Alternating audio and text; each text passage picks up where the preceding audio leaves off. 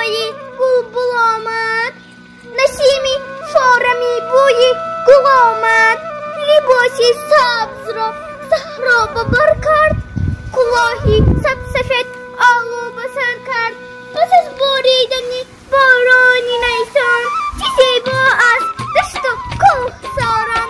بهار آمد، چمن گلپوش شد، دل ما بچه ها دلجوش شد. ای خداوندی زمین و آسمان، تا به نوروزی جگر ما را رسان. جشن نوروز به هموطنان، به غریبان و به همه پسپیشتگان اپای فرزانه من مبارک باشد. و دوستان عزیز، لایک موندن، ابونه شدن در کانال آیله تاجیک در کره را فراموش نسازید. هر روزتون نوروز بود، نوروزتون فیروز بود.